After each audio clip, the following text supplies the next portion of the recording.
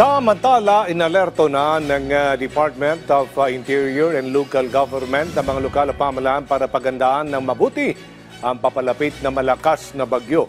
Pagtitiyak naman ng Office of Civil Defense, all hands on deck na sa pagtugon sa bagyong Uwan. Si Ryan Lesiga sa sentro ng balita. Magpatupad ng agarang pagpapalikas.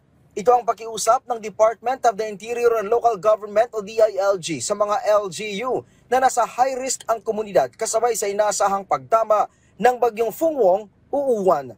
Giit ng DILG na hindi dapat antayin ng mga LGU na lumala ang panahon bago magpalikas. Paalala pa ng kagawaran na maagang ihanda ang mga evacuation center, relief goods at power sources.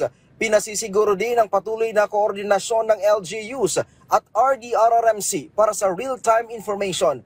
Ipinag-utos na rin ng DILG ang no-sailing policy at ang pagsuspende ng tourism at outdoor activities.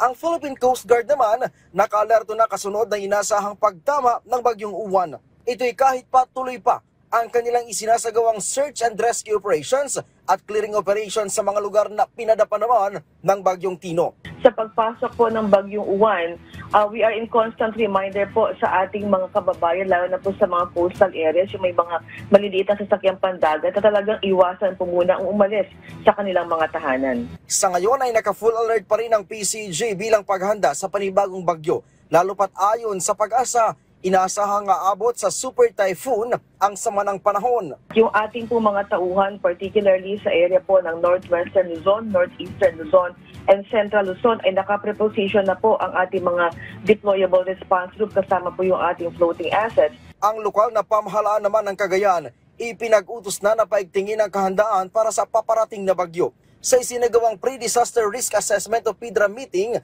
kanilang tiniyak na nakalatag na ang pangunahing direksyon ng kahandaan, kabilang na ang preventive measure, pre-positioning of assets at preparation upang maiwasan ang malawakang pinsala sa mga taga-Cagayan. Dapat din umano na maaga ang pre-positioning of assets, umagang paglalagay ng mga kinakailangang kagamitan at supply gaya ng pagkain, gamit at relief operations sa mga lugar na maaaring tamaan ng bagyo. Samantala, ang Office of Civil Defense o OCD naman, tiniyak na all hands on deck sa pagtama ng bagyong Uwan.